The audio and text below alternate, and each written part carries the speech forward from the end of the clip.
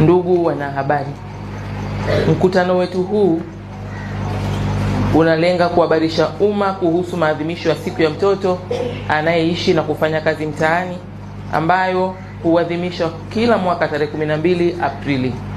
Aidha, watoto wanaoishi na kufanya kazi mtaani ni wale wanaoishi na kutegemea mitaa kama sehemu ya kufanya kazi kwa ajili ya kukidhi maisha yao ya kila siku. Yaani, wanakuwa wanajua bila kwenda mtaani nikafanya kazi kukidhi mahitaji yangu ya kila siku. Mimi leo sili, mimi leo silali, mimi leo sitatibiwa, mimi leo hakuna kitakachoendelea. Hawa ndo wale watoto wanaitwa wanaishi na kufanya kazi mitaani. Akili yao imeambatana na mtaa. Siku wewe ukifunga mtaa mkasema mlale, wao hawali, hawaishi kabisa. Hawa ndio hao watoto wanaoitwa wanaishi na kufanya kazi mtaani. Kwa mujibu wa mkataba wa kimataifa wa haki za mtoto wa Umoja wa Mataifa, kundi hili lilitambuliwa rasmi mwaka 2017 kupitia hati ya maoni ya jumla, hati namba 21. Hivyo Tanzania ikiwa ni sehemu ya jumuiya ya kimataifa huungana na nchi nyingine duniani katika kushiriki juhudi za kuwasaidia watoto hawa wanaoishi katika mazingira hayo hatarishi ili waweze kuokolewa, kuunganishwa na huduma za msingi pamoja na kuunganishwa na familia zao. Lengo la maadhimisho haya ni kuhamasisha jamii, wadau na familia kuzuia watoto kwenda kuishi na kufanya kazi mitaani, kuwezesha jamii na wadau wote kutambua na kulinda haki za watoto hao ambao tayari tunawaona wanaishi na kufanya kazi mtaani, kuhakikisha wanapata haki zao, matunzo, elimu, huduma za afya na usalama kama watoto wengine. Mwaka huu wa 2026 maadhimisho haya yatafanyika katika mikoa yote nchini na kauli mbiu ni malezi na ulinzi wa mtoto, wajibu wetu sote. Hebu nikisema malezi na ulinzi wa mtoto mseme wajibu wetu sote. Malezi na ulinzi wa mtoto, wajibu wetu sote.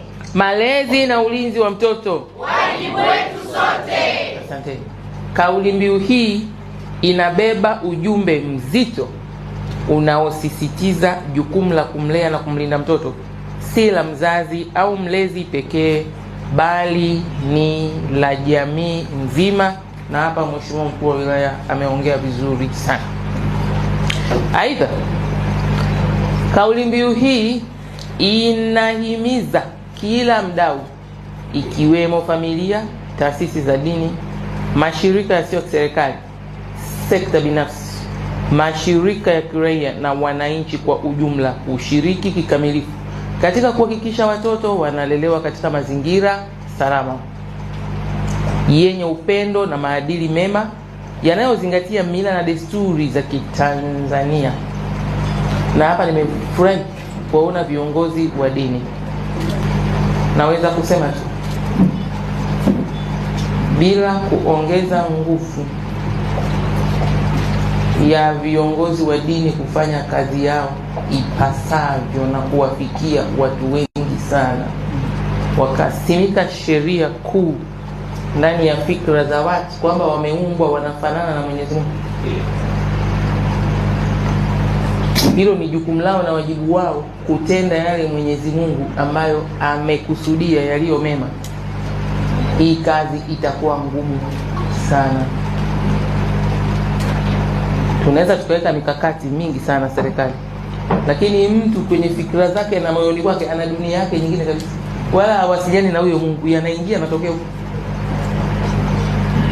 Kwa hiyo uwepo wenu hapa unatupa faraja kwamba mnatambua wajibu wenu kushirikiana na sisi serikali, na sisi serikali tutambua wajibu wetu wa kushirikiana na nyinyi. Vile vile kauli mbiu hii inaelekeza umuhimu wa kuzuia mazingira hatarishi katika familia yanayoweza kusababisha watoto kukimbilia na kuishi au kufanya kazi mtaani.